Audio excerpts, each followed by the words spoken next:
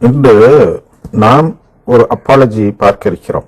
அதாவது மன்னிப்பு கேட்கும் செயல். ஆகஸ்ட் மாதம் 8ஆம் தேதி இந்த ஆண்டு வந்த நிகழ்ச்சியிலும் அதை தொடர்ந்து வரக்கூடிய தொடர் நிகழ்ச்சியிலும் ஒரு குறைபாடை நீங்கள் காணலாம். அது அப்பாலஜின்னு சொல்லிட்டு குறைபாடுங்கிற அது தவறு அப்படின்னு தானே நீங்க சொல்லணும் அப்படின்னு நீங்க எதிர்பார்க்கலாம். அது தவறு இல்லை என்று காட்டியும் அதன் பின் தவறு இல்லை என்றாலும் அது மன்னிப்பு கேட்டுக்கொள்கிறேன் என்று சொல்வதற்காகவும் இந்த ப்ரோக்ராம் போடுகிறோம். ஏன் ப்ரோக்ராமாக போடுகிறோம் என்றால் அதிலும் சில விளக்கங்கள் மீட்புக்கு தேவைப்படுவதால் அனைத்து கத்தோலிக்கரும் அந்த கோணத்தையும் தெரிந்து கொள்ள வேண்டும் மீட்புக்கு உதவுவதற்கு. அதனால் இதை பொது நிகழ்ச்சியில் போடுகிறோம். அவருக்கும் சந்தோஷமாக இருக்கும். யாரிடம் அப்பாலஜி என்றால் மூலங்குடி குரு. அதுல பொதுவா என்ன பிரச்சனைனா தவறு என்ன என்றால் எடிட்டருடைய தவறு. சில இடங்களில் நாம் அதாவது இது தயாரிப்பு இல்லாமல் கொடுக்கப்படும் நிகழ்ச்சி என்பதால் சில இடங்களில் வாய் தவறி ஸ்லிப் ஆஃப் த டங் அப்படின்னு சொல்லுவாங்க இல்லையா, வாய் தவறி சில பெயர்கள் சொல்ல தேவையில்லாத பெயர்கள் வந்துவிடும். அதுபோன்று இங்கே சில விஷயங்கள் அது மாதிரி சொல்ல தவறிய பெயர்கள் வரும்பொழுது அது எடிட் செய்ய வேண்டும். அது எடிட்டர் பொதுவாக பார்த்து கொள்வார்.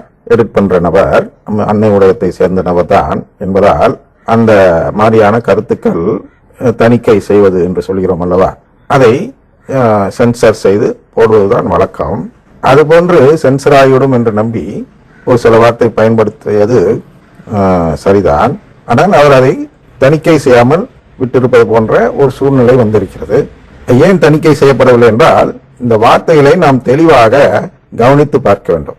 இந்த வார்த்தைகளை டிரான்ஸ்கிரிப்ட் அப்படின்னு சொல்றோம் அல்லவா, என்ன பேசினோ அது அப்படியே டைப் அடிக்கப்பட்டு உங்களுக்கு காட்டப்பட்டு அதை நான் வாசிக்கிறேன். அது ஒரு முறை பாருங்கள். ஒரு ஃபாதர் மூலங்குடி என்கிற பங்கில் இந்த டான்ஸ் எல்லாம் போட்டு காட்டணும். அதாவது அந்த டான்ஸ் ஆடினார்கள் மூலங்குடியில், அதை போட்டு காட்டணும்.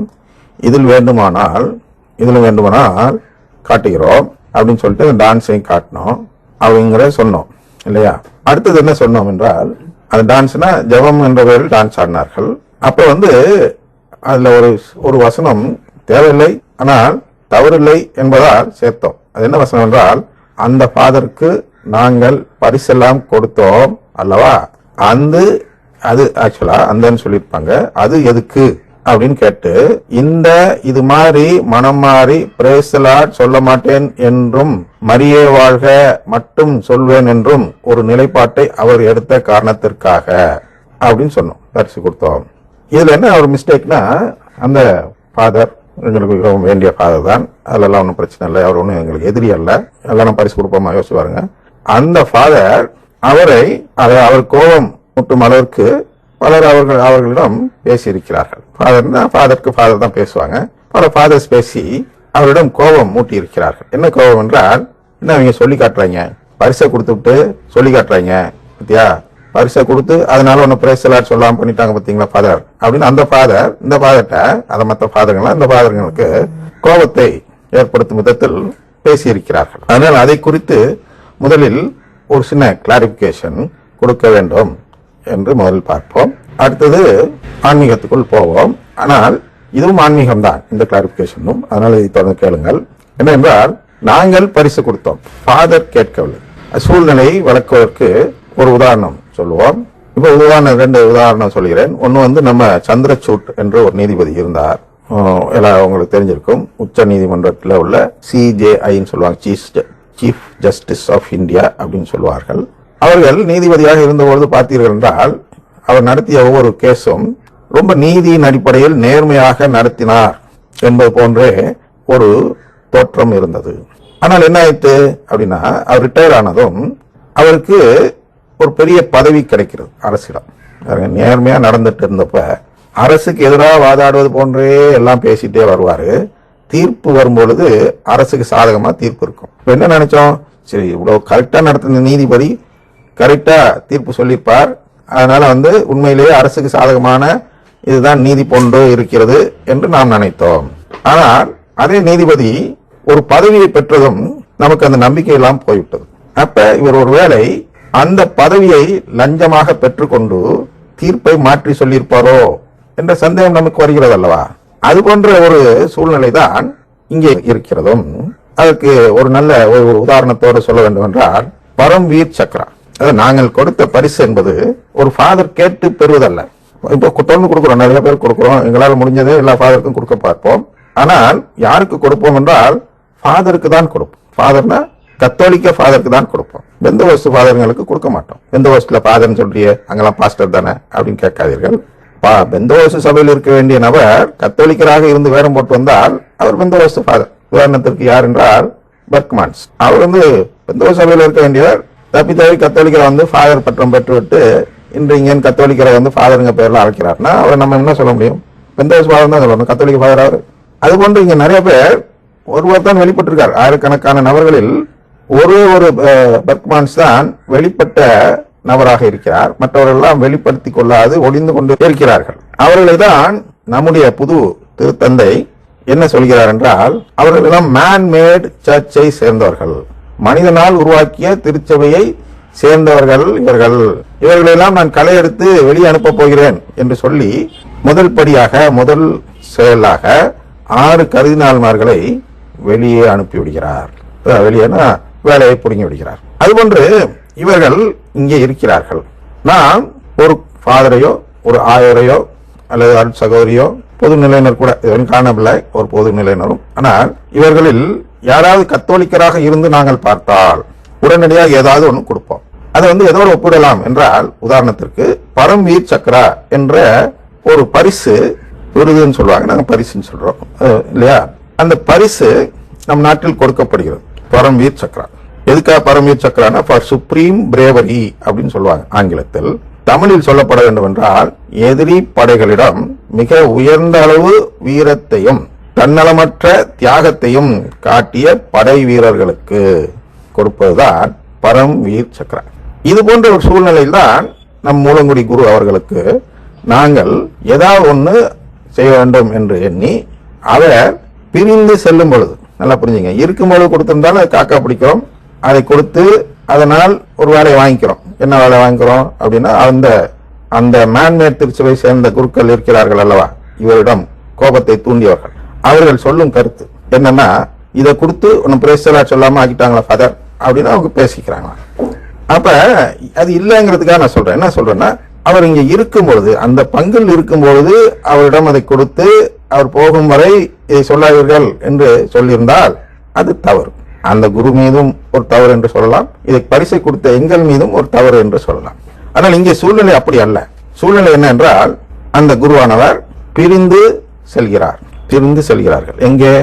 இன்னொரு பங்கு இருக்கு, அந்த பிரிவிடையின் பொழுது இதை கொடுக்கிறோம். அதனால இந்த பரிசுக்கும் அந்த பிரேசலாடு சொல்லாமல் இருப்பதற்கும் தொடர்பு எப்படின்னா, அதுக்குள்ள பாராட்டு, அது சொல்லாத நபராக இருந்ததால் அதுக்குரிய பாராட்டும் செயலாக கொடுக்கப்பட்டதுதான் அந்த பரிசை தவிர அது ஏதோ கையூட்டாக கொடுக்கப்பட்டது போன்றது அல்ல. ஆனால் இந்த ஃபாதருங்க எந்த ஃபாதருங்கன்னா, ஆடுகளை மறந்த மேய்ப்பர்கள் என்ற தலைப்பில் அந்த நிகழ்ச்சி போட்டோம்ல அல்லவா, அது போன்று இந்த ஆடுகளை மறந்த மேய்ப்பர்கள் அவர்களை தான் மனிதனால் உருவாக்கப்பட்ட திருச்சபையை சேர்ந்த நபர்கள் என்று சொல்கிறோம். இங்கே அந்த நிகழ்ச்சி நோக்கம் பரிசு கொடுப்பதோ பரிசு பெறுவதோ அல்ல. அதான் தேவையில்லாமல் போட்டோன்னு சொன்னேன் ஒரு வார்த்தை. அந்த சென்டென்ஸ் அவ்வளவா தேவையில்லை. இருந்தாலும் அந்த நோக்கம் இது அல்ல.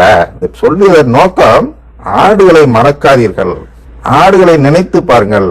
அங்கே அந்த ஆடு கழுத்தை கொடுக்கறதுக்காக போகுது. மூலங்குடி மக்கள் பெந்தகோஸ்து சபைக்கு போறாங்க, இல்லாட்டி இந்த அருங்குடை இயக்க ஜபத்திற்கு போகிறார்கள் என்றால், அந்த டான்ஸ் ஆடுற ஜபம் அப்படின்னு வச்சுங்க, அந்த டான்ஸுக்கு போகிறார்கள் என்றால் அங்கே கழுத்து வெட்டப்பட போகிறார்கள். நீ அங்க போகாத, நான் உன் கழுத்தை இங்க வெட்டுறேன்னு சொல்றது அந்த ஆடுகளை மறக்கும் செயல் என்று சொல்வதற்காக அந்த நிகழ்ச்சி போட்டோம். அப்ப இந்த குருக்கள் இருக்கிறார்கள் அல்லவா, எந்த குருக்கள்? மனித திருச்சபை என்று திருத்தந்தை சொல்கிறார் அல்லவா, அந்த மனித திருச்சபை சேர்ந்த குருக்கள் பாருங்கள், இந்த ஆடுகளை நாம் வெட்டிக்கிறோமே என்று சிறிது கூட ஒரு சின்ன மன வருத்தம் கூட இல்லாதவராக, ஊனியல்பு நாட்டம், எது இந்த பேரு புகழ் பழி வாங்குறது, இந்த கைவிட்டு கொடுக்கிறது, இதெல்லாம் ஊனியல்பு. ரோமையர் 8:6 வாசினாலே தெளிவா சொல்லும் என்ன என்றால், ஊனியல்பு நாட்டம் தருவது சாவு. பாருங்க, சாவு, கழுத்தை வெட்டுறதுன்னு சொல்றேன் இல்லையா, அதான் ஊனியல்பு நாட்டத்துக்காக அவங்க போறாங்க, கழுத்து வெட்டப்படுது. அப்ப தன்னையே மேய்ப்பர்னு சொல்லிக் கொள்கிறவர்கள் என்ன செய்கிறார்கள் என்றால், கோபம் மூட்டுகிறார்கள், பாராட்டாமல், மனமாற்றம் செய்யாமல், அவர்கள் தங்களே மனமாற்றிக் கொள்ளாமல். என்ன மாத்திக்கணும்? ஆவிக்குரிய இயல்பில் பார்க்க வேண்டும். பரிசு பொருள்லாம் ஊனியல்பு. பரிசு கொடுத்தானா, உனக்கு வந்து லஞ்சம் கொடுத்து பிரேசலா சொல்லாம பண்ணானா அப்படின்னு நீங்க கேட்டீங்கன்னா அதன் பொருள் என்ன? நீங்கள் ஊனியல்பு நாட்டத்தை சேர்ந்தவர். அதனால அது மாதிரி பார்க்காதீர்கள். அதுக்காக தான் நான் நிகழ்ச்சியாக கொடுக்கிறோம். ஒரு சின்ன மெசேஜ்ல அவருக்கு பண்ணிருக்கலாம், ஒரு சின்ன செயல்ல அந்த வீடியோ எடுத்திருக்கலாம், அது மாதிரி ஏதோ ஒண்ணு செஞ்சிருக்கலாம். ஆனால் ஏன் விளக்கம் தருகிறேன் என்றால், நமது நோக்கம் அந்த குருவை குறை சொல்வது அல்ல. ஆல்பர்ட் ஃபாதர் பத்தியும் பேசியிருந்தோம். அதே மாதிரி அந்த ஆல்பர்ட் ஃபாதரையும் குறை சொல்வது நமது நோக்கம் அல்ல. இந்த ஆல்பர்ட் ஃபாதரும் ஆடுகளை மறந்த மேய்ப்பராக இருக்கிறார். மூலமுடி தந்தையும் ஆடுகளை மறந்த மேய்ப்பராக இருக்கிறார். இது போன்று நிறைய குருக்கள் இருக்கிறார்கள். இவர்கள் எல்லாம் மனம் மாறி ஆடுகளை மேய்க்க பார்க்க வேண்டும். ஆடுகளுக்கு உணவு தேட வேண்டும். ஆடுகள் மீட்பு பெறுவதற்கான உணவு தேட வேண்டும். அதான் நாங்க டெய்லி செய்யறோமே திருப்பலியில அப்படின்னு சொல்லுவீங்க. திருப்பலியில் நம்பிக்கையோடு பங்கெடுத்தால்தான் அது மீட்பு தரும் உணவு. மீட்பின் மீதே நம்பிக்கையில சும்மா எடுத்து வாயில வச்சுட்டீங்கன்னா அது மீட்பு தராது. அதுதான் பேசிட்டு இருக்கோம். ஊனியல்பு நாட்டத்தோடு நீங்கள் செய்தீர்கள் என்றால் அது திருச்சபை அல்ல திருத்தந்தை சொல்வது மட்டுமல்லாமல் நாம் மீட்பை குறித்து புரிந்து கொள்ள வேண்டும் என்றால் என்ன என்றால், நம்பிக்கை இல்லாமல் நற்கருணை புசித்தால் அது மீட்புக்கு உதவாது. நீங்களே யாருன்னா நற்கருணைக்கும் மீட்புக்கும் தொடர்பு இல்லைன்னு சொல்லக்கூடியவர்கள். அதனால் இதை குறித்து கவலைப்பட மாட்டீர்கள். இருந்தாலும் மாதா கவலைப்படுறாங்க. அதனால சொல்றாங்க, ஆடுகளை மறந்த மேய்ப்பர்கள். மேய்ப்பனின் கடமை ஆடுகளை மேய்ச்சல் நிலத்துக்கு அழைத்து சென்று அதற்கான உணவு பெற்று தருவதுதான். அப்ப அந்த மேய்ப்பர்களை உருவகமாக வைத்து நாம் நம் குருமார்களை மேய்ப்பர்கள் என்று அழைக்கிறோம் என்றால் இவர்களுடைய கடமை என்னவென்றால் ஆன்மீக உணவு பெற்று தர வேண்டும்.